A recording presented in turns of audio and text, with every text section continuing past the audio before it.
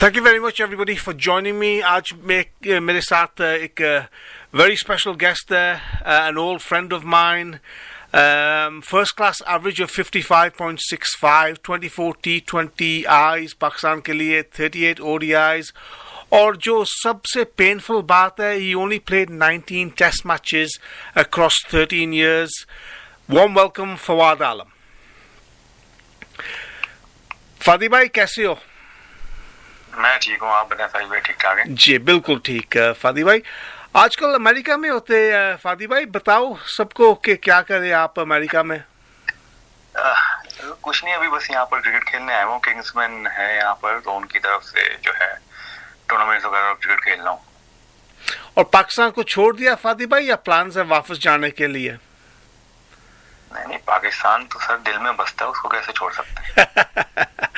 और क्या first class खेलेंगे फिर फादी भाई इंशाल्लाह? अभी शाहिद भाई देखें, इंशाल्लाह वापस जाऊंगा तो डिसाइड करूंगा कि मुझे आगे क्या करना है, क्योंकि अभी मैंने आगे अपने फ्यूचर के बारे में सोचा नहीं है कि अब आगे मुझे स्टेप्स क्या लेने आगे. सो होपफुली जब मैं वापस जाऊंगा तो कुछ स्टेप्स लूंगा अपने लिए.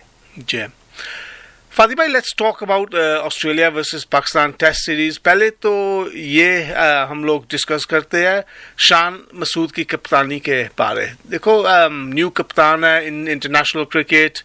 आपकी ऑब्जर्वेशंस क्या है शान के बारे रिगार्डिंग कैप्टनसी? देखें, अभी टू अर्ली है मेरे ख्याल से. अभी तो 2 टेस्ट मैच ही हुए हैं और कैप्टनसी, क्योंकि कैप्टनसी करना आसान नहीं होता और अपनी कंट्री की कैप्टनसी करना बहुत मुश्किल होता है. और जब आप कैप्टनसी करते हो तो उसमें थोड़ा टाइम लगता है. सो आई थिंक हमें उसको टाइम देना चाहिए. और ओवरऑल अभी अगर आप 2 टेस्ट मैच देखें तो उसने कप्तानी अच्छी की है. और कभी भी जो भी कप्तान देखें, कैप्टन बनता है ना, और जो बड़ा कप्तान बनता है या सक्सेसफुल कप्तान बनता है, वो जब भी बनता है जब उसकी टीम उसको बनाती है. वो कप्तान खुद नहीं बनता, वो टीम उसकी बनाती है. तो आई थिंक जो भी अभी खेल रहे हैं टीम से, वो जिस तरह वो जो है उसके जो पॉकेट में जो है विनिंग रेशो बढ़ता रहेगा, तो होपफुली वो कैप्टनसी भी और अच्छी होती रहेगी, निखार होता रहेगा. और हम सभी बोल रहे होंगे कि व्हाट अ कैप्टनसी, और ये है और वो है. आई थिंक थोड़ा उसको टाइम दें और होपफुली जिस तरह से अभी 2 टेस्ट मैच खेलें, सो आगे जाके और ज्यादा वो इम्प्रूव करेगा और पाकिस्तान के लिए अच्छा होगा. कप्तानी के बारे फादी भाई, देखो बाबर आजम ऑब्वियसली तीनों फॉर्मेट्स में कप्तान था. अब उसने गिव अप कर ली कैप्टनसी इन ऑल 3 फॉर्मेट्स. वो डिसीजन के बारे आप बताएं कि what are your thoughts regarding Babar giving up captaincy all 3 formats brother? देखिए, आई थिंक ये तो वो ज्यादा बेहतर जानता है कि अंदर की बात क्या है. वी डोंट नो ऑल के मतलब क्या हुआ है, क्यों उसने छोड़ी. और क्योंकि कोई भी अगर आप देखें, कोई भी अपनी मुल्क की कप्तानी छोड़ना तो कोई नहीं चाहेगा ना, अगर to be very frank. So I think उस पर भी प्रेशर होगा, और क्या हुआ है वो ज्यादा बेहतर जानता है और वो इस चीज को बता सकता है. एज अ प्लेयर अगर आप देखें तो उसकी जितनी परफॉर्मेंसेस हैं पाकिस्तान के लिए, वो तो जितना भी कहें उसके लिए, जितना भी हम प्रेस करें वो कम है. और जहाँ तक कैप्टनसी छोड़ने की बात है, मुश्किल डिसीजन होगा उसके लिए भी, क्योंकि जो उसने छोड़ी है. क्योंकि आपको पता है, जब वही मैंने आपको कहा ना कि कैप्टन जब बनता है जब उसके प्लेयर और जब वो टीम जीतती है उसकी. अब ऑटोमेटिक जब हमारा एक ही फकदान है कि जब भी टीम हारती है तो ब्लेम डायरेक्ट कप्तान ही को जाता है, परफॉर्मेंस पे बहुत कम जाता है टीम की. और पाकिस्तान की कप्तानी तो फादी भाई is one of the most difficult jobs in the world also. देखिए, डिफिकल्ट तो है, लेकिन ये बहुत बड़ी ऑनर की बात भी है आपके लिए कि आप अपने मुल्क की कप्तानी. देखिए, पहले एक ड्रीम होता है पाकिस्तान से खेलना, मतलब अपने जब बंदे को कुछ समझ भी नहीं आता ना, वो बैट बॉल पकड़ता है तो उसको कहता है मुझे पाकिस्तान के लिए खेलना है. उसको रास्ता भी नहीं पता है कैसे रास्ता चुनना है उसने और किस तरह वो जाएगा. और फिर उसके बाद आप एक खेल जाते हो, फिर उसके बाद कैप्टनसी करना, उसके अपने आप में बहुत फख्र की बात होती है आपके एज अ प्लेयर भी, और एज अ नेशन वाइज भी, और एज अ पर्सन भी. आई थिंक वो बहुत बड़ी बात होती है. और मुश्किलात, देखें मुश्किलात तो वो जब आप सिर्फ टीम के लिए खेलते भी हो तो वो भी मुश्किल होता है, और कैप्टनसी करना तो और मुश्किल हो। जैसे मैंने आपको बोला कि इजी नहीं होता किसी भी कैप्टन के लिए अपनी कंट्री की कैप्टनसी करना।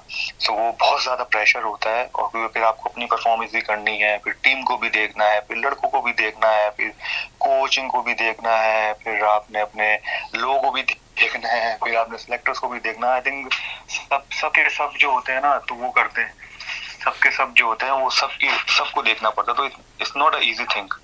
और बाबर का फॉर्म ये सीजन 2023 में फादी भाई काफ़ी स्ट्रगल किया उसने फॉर्म, क्या प्रेशर ऑफ कैप्टनसी या कोई टेक्निकल इश्यूज है, कोई कुछ आपने देखा? सर देखिए, मुझे तो समझ नहीं आता कि बाबर आजम जैसा प्लेयर जब अगर परफॉर्म ना करे तो हम कैप्टनसी का प्रेशर ले आते हैं, बाबर आजम जैसा प्लेयर अगर रन ना करे तो उसकी टेक्निक पे हम फॉल्ट ले आते हैं। आई डोंट नो, हम शायद हम खुद ही कंफ्यूज हैं, तो हम सही बात क्या बताएंगे। अभी बाबर आजम इसी टेक्निक में परफॉर्म कर देगा तो वो इससे बड़ा प्लेयर नहीं है। अगर बाबर आजम अगर आउट हो जाए, उससे परफॉर्म नहीं होता तो उसमें टेक्निकल फॉल्ट आ जाता है। सो आई डोंट अंडरस्टैंड। अगर टेक्निक की बात देखी जाए तो मेरे अंदर तो टेक्निक का अगर कह दो तो 0% टेक्निक है मेरे अंदर, तो आई थिंक तो ये सब देखें जी। फॉर्म इसमें आप ये कह सकते हैं इनफॉर्म होना और फॉर्म ना होना, थोड़ा बहुत स्ट्रगल होता है, हर बैट्समैन का होता है। जितना बड़े से बड़ा बैट्समैन देख लें उसका भी स्ट्रगल होता है। अगर आप ब्रैडमैन देखें, अगर मैं गलत नहीं हूं तो वो अपनी आखिरी इनिंग में 0 पे आउट हुए हैं, तो वो भी तो कितने बड़े बैट्समैन थे ना, उनकी एवरेज थोड़ी नीचे चली गई ना उससे, तो इसका क्या मतलब था कि उसके टेक्निक फॉल्ट था इसलिए वो 0 पे तो नहीं आउट हुए ना भाई।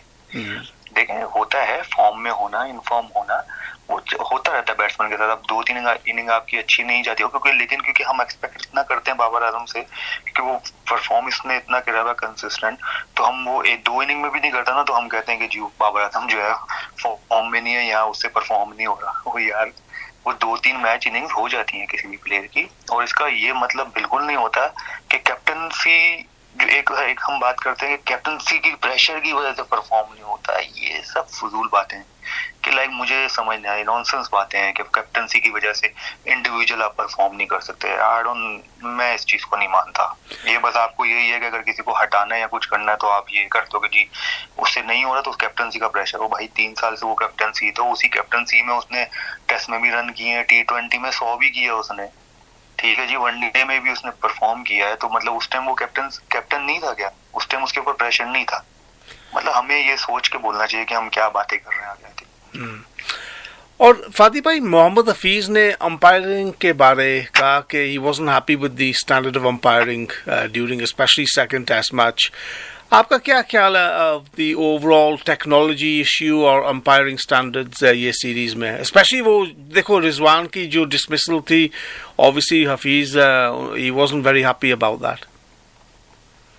देखिए सर, इस बात में तो मैं नहीं, देखें उन्होंने, एक बात है, पहले हमें ये कंफर्म होना है कि हमने अंपायरिंग का बोलना है, उन्होंने अंपायरिंग को ब्लेम किया या टेक्नोलॉजी को किया। पहले हमें ये सवाल उनका समझना बहुत जरूरी है। तो इस बारे में मुझे थोड़ा आइडिया नहीं है, तो इस बार इसलिए मैं ज्यादा कमेंट नहीं कर सकता इस चीज पे कि उन्होंने इन फील्ड अंपायरिंग का बोला है या उन्होंने आउटफील्ड जो मीन टेक्नोलॉजी के बेसिस पे जो आउट हुए हैं या नहीं दिए हैं, जो नहीं हुए, उस बारे में बात की। अगर देखिए जी, इन फील्ड अगर कोई भी अंपायर होता है उससे गलती होती है, इसमें कोई ऐसा कोई नया काम नहीं है। और दूसरी बात है, टेक्नोलॉजी हमारे हाथ में ही नहीं है, तो हम उसको कुछ कर ही नहीं सकते। अब टेक्नोलॉजी कह रहा है कि मोहम्मद रिजवान आउट था तो वो आउट था, तो उसमें तो हम कुछ नहीं कर सकते टेक्नोलॉजी में। तो वो तो हमारे साथ भी अब समटाइम ऐसा होता है कि हमारे वो अगेंस्ट भी जा सकती है वो चीज, समटाइम हमें फायदा भी हो सकता है जिसको नॉट आउट भी हो।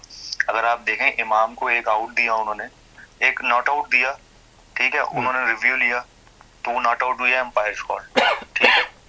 दूसरा जब उसने आउट नहीं दिया, ठीक है, तो उन्होंने नहीं, दूसरा उसने आउट दिया वही सेम बॉल, ठीक है, सेम बॉल सेम हिट उसी तरह लगा, लेकिन उसने आउट दिया अंपायर ने, ठीक है। इमाम ने रिव्यू लिया, वो फिर भी आउट हो गया क्योंकि अंपायर कॉल आ गया। तो पहला भी तो डिसीजन हमारे हक में गया था ना, जो अंपायर ने नॉट आउट दिया, और फिर जो टेक्नोलॉजी ने भी नॉट आउट दिया उसको, तो दूसरा वाला फिर लगा, अंपायर ने आउट दिया, टेक्नोलॉजी ने भी आउट दिया।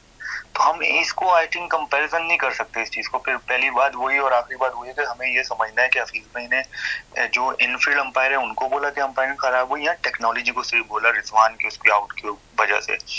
अगर वो देखे रिस्क पे हुआ है तो रिस्क पे तो जाहिर है जी, रिस्क पे जो लगता है वो तो आउट ही होता है। अब वो कह रहा है कि निशान उधर आया तो वो तो जाहिर देखें रिजवान जानता है और टेक्नोलॉजी जानती है। सो आई डोंट थिंक सो कि हम इस पे कोई पर्सनल कमेंट अच्छा दे सकें। आई थिंक वो रिजवान और टेक्नोलॉजी जानती है कि कहाँ लगा, और जहां तक आउट की बात है, रिस्क पे जो ग्लव्स का रिस्क होता है उस पर जब लगेगा तो आउट तो होगा, वो आउट होता है। फादी भाई, एक टाइम ऐसा था कि पाकिस्तान के ग्रेट स्पिनर्स थे, सिकलैन मुश्ताक अहमद, देखो Saeed Ajmal, Yasir Shah, to name but a few. आजकल देखो हम लोग पार्ट टाइम स्पिनर के साथ खेल रहे टेस्ट टीम में। क्या पाकिस्तान के स्पिनर्स, ऑब्वियसली अब्रार की इंजरी की वजह से, लेकिन पाकिस्तान स्पिनर्स के स्टैंडर्ड्स ड्रॉप हो गए? देखिए जी, स्टैंडर्ड्स तो ड्रॉप यस आप कह भी सकते हैं, इसमें मैं आपके साथ एग्री करूंगा। क्योंकि होता क्या है कि अगर आप जब तक देखें जी, जितने भी स्पिनर आ रहे हैं, T20 इतनी हो गई है, कोई आपको 4 डे का स्पिनर मिलेगा ही नहीं अभी फिलहाल।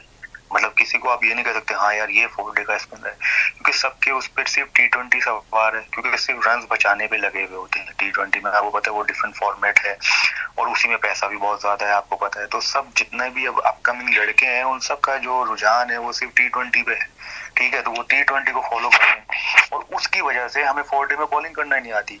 हम अगर आप डोमेस्टिक में भी आप देखें तो डोमेस्टिक में जैसे अभी टेस्ट मैच में हो रहा है कि कुछ सिल्ला है ही नहीं, ठीक है, सिलीमिड ऑफ या सिलीमिड ऑन होता ही नहीं है, वही डोमेस्टिक में भी है। डोमेस्टिक में भी अगर आप देखें तो सिलीमिड ऑफ सिलीमिड ऑन है ही नहीं, जो जेन्युइन स्पिनर बॉल भी कर रहा है। तो आप स्पिनर आउट कैसे करेगा जब तक स्पिनर प्रेशर नहीं डालेगा बैट्समैन पे।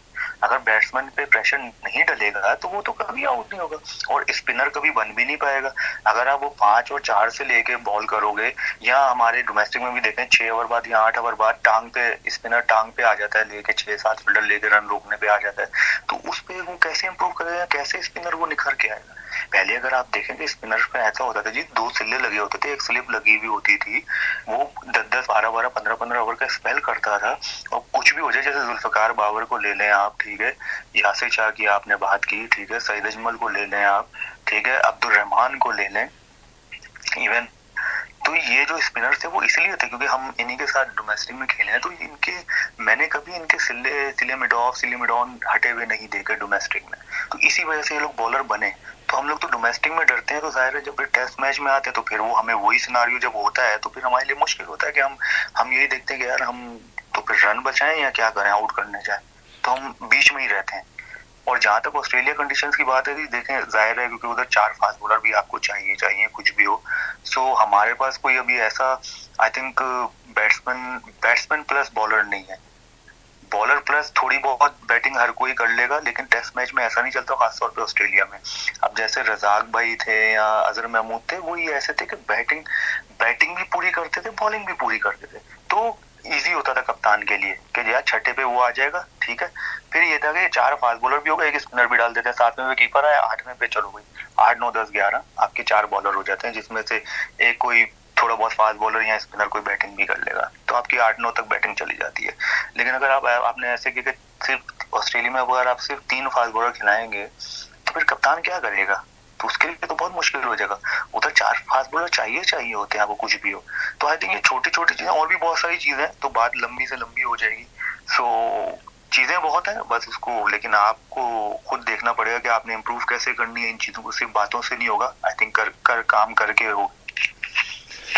और फादी भाई, एक टाइम ऐसा भी था जैसे लोग कहते थे कि पाकिस्तान के fast bowlers every street corner में 140-145 kph का बॉलर है। आजकल तो हमारे बॉलर्स 135 kph को स्ट्रगल कर रहे हैं। क्या हो गया, फिटनेस इश्यूज है या कुछ और है मेरे भाई? नहीं अभी भी माशाल्लाह अगर आप देखें तो कोई भी जो नया फास्ट बॉलर आता है वो तेज होता है, बट स्टिल जब वो खेलना शुरू करता है तो वो फिर सिर्फ खेलता ही जाता है, वो अपने आप पे रुझान ही देता है, वो हर क्रिकेट खेलता है, हर चीज खेलता है। आई थिंक वो जो लोड आता है ना, वो जो फटीग आती है, तो उसकी वजह से आई थिंक आपके फिर पेस भी नीचे ना, फिर कुछ भी हो आपको छोटी मोटी इंजरीज आपकी होती हैं, कोई भी खेल रहा होता है उसके साथ वो अपनी छोटी मोटी इंजरी जो है कैरी करके चल रहा होता है, तो उसकी वजह से भी उसका पेस नीचे जाता है। आई थिंक क्रिकेट बहुत ज्यादा हो गई है क्योंकि लीग्स बहुत खेलते हैं, फिर टी20 लीग्स हैं आपको पता है इतनी हो गई, तो बंदा जाहिर है जब उधर जाके भी खेलेंगे हर चीज खेलेंगे, फिर अपने अपने कंट्री के लिए भी खेलनी है, तो फिर जाहिर है मसल्स हैं, अब मशीन है, मशीन को भी ऑयलिंग की जरूरत होती है, तो ऐसी बॉडी भी है, तो बॉडी को भी रेस्ट की बहुत जरूरत होती है कि साल में 12 महीने में तकरीबन 3-4 महीने तो रेस्ट चाहिए बॉडी को, 3 महीने अगर आप फास्ट बॉलर हो मतलब 140 अबव हो आप, तो आपको रेस्ट जरूर चाहिए सर, कुछ भी हो। और फादी भाई final question, 16 test matches in a row Pakistan हारे ऑस्ट्रेलिया में, थर्ड टेस्ट मैच सिडनी, कोई चांस है पाकिस्तान का? और ऑल्सो कौन से चेंजेस, लोग कह रहे हैं कि साइम अयूब को खिलाना चाहिए इमाम उल हक की जगह से, आपका क्या ख्याल है?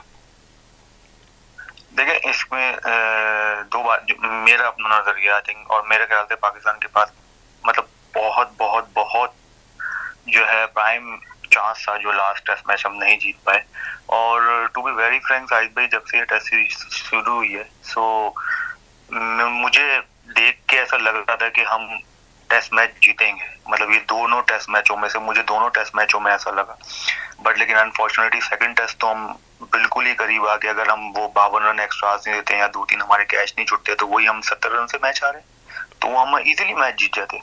अगर आप देखें तो पाकिस्तान ने क्रिकेट बहुत अच्छी खेली है, चाहे बॉलिंग में भी देख लें, बॉलिंग को ऐसा एक्सपेक्ट नहीं कर रहे थे कि भाई सब ये कहते बहुत ही खराब बॉलिंग है, बहुत ही हल्की बॉलिंग है, तो 600 पढ़ेंगे 500 पढ़ेंगे, तो सबको खुद ही पढ़नी बातें हैं, क्योंकि जो उन लड़कों ने जो है परफॉर्म किया और जिस तरह से उन्होंने डिलीवर किया है और आउट किए हैं, शाहीन ने किए, मीर हमजा ने किए, हाँ आमिर जमाल ने किए, सो मीन्स इन्होंने बहुत जबरदस्त बॉलिंग की है, सो होपफुली अगले टेस्ट मैच में भी हमें ऐसे ही लग रहा है। देखें जी, जब पाकिस्तान 250 पे ऑस्ट्रेलिया को आउट करेगा तो पाकिस्तान के लिए बहुत प्राइम चांसेस है मैचेस जीतने के लिए, और अभी भी यही है, मेरा यही कहना है कि 250 पे जब भी पाकिस्तान ऑस्ट्रेलिया को आउट करेगा, क्योंकि पाकिस्तान की बैटिंग है, 250-300 रन वो करेंगे, ठीक है, और उसके बाद फिर वो 250 पे जब हम 250 पे आउट करेंगे तो हमारे पास बहुत प्राइम चांसेस होगा, क्योंकि अगर ऑस्ट्रेलिया का 400 कर जाए तो वो फिर आपको टेस्ट मैच से दूर कर देती है, क्योंकि उनकी बॉलिंग ऐसी है, इतने एक्सपीरियंस प्लेयर हैं, जितने भी बॉलर्स हैं उनके, और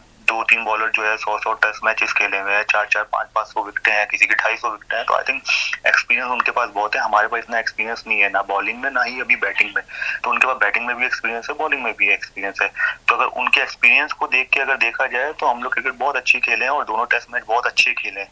यस, हम जीत नहीं पाए, सेकंड टेस्ट हमें जीतना चाहिए था, हम नहीं जीत पाए, लेकिन हम ये नहीं कह सकते कि पाकिस्तान क्रिकेट बुरी खेला है। और कोई चेंजेस फादी भाई या सेम 11? देखें डिपेंड, बॉलिंग में अगर आप हसन अली को नहीं खिलाएंगे तो 3 फास्ट बॉलर के साथ फिर वही बात है कि बहुत मुश्किल हो जाएगा खेलना, क्योंकि आमिर जमाल है, फिर शाहीन है, फिर मीर हमजा है, फिर 3 फास्ट बॉलर पे बहुत लोड आ जाएगा। आई थिंक 4 फास्ट बॉलर ही खेलने चाहिए। और जहां तक अगर आपने बैटिंग की बात कही, देखें जी बैटिंग इमाम ने परफॉर्म किया हुआ है बहुत ज्यादा पहले से, लेकिन ये पहले हमने सोचना है, हमने ये सोचना है कि अब आपने अगर इमाम को देखें, 2 चीजें होंगी, अगर हमने इमाम को खिलाया तो अगर इमाम ने रन नहीं किया तो सब कहेंगे जी हमने कहा था नहीं खिलाना चाहिए था, सैम अयूब को देना चाहिए था, और अगर सैम अयूब खेल जाता है तो सैम अयूब से अगर जो है वही बात है कि अगर उसने परफॉर्म कर दिया वेल एंड गुड, अगर नहीं किया तो सब ये कहेंगे टू अर्ली, तो हम तो अभी पहले खुद ही कंफ्यूज हैं। मेरा जहाँ तक यही है कि अभी इमाम को ही खेलना चाहिए और उसको ये सीरीज शायद है पूरी देनी चाहिए, अगला मैच पूरा दे, और फिर अगर सैम अयूब को खिलाना है लेस, फिर उसको ट्राई करें, ठीक है ट्राई करें, होपफुली इंशाल्लाह वो ये है कि सैम अयूब बहुत फॉर्म में है और अगर वो डिलीवर कर देता है वेल एंड गुड, और अगर अल्लाह ना करे उससे ना नहीं डिलीवर हो तो ये नहीं हो कि ये टेस्ट मैच का प्लेयर नहीं है जी, ऐसी बात देना शुरू हो जाए फिर। सो थोड़ा सा मैं इस चीज में कंफ्यूज हूँ, तो अब देखना चाहिए, क्योंकि एज अ प्लेयर मुझे ऐसा लगता है कि इमाम को ही खेलना चाहिए। फादी भाई बहुत बहुत शुक्रिया आपके टाइम का, wish you all the best for the future in USA and also when you return to Pakistan, really appreciate your time brother, बहुत बहुत शुक्रिया। जी जी थैंक यू साहिद भाई।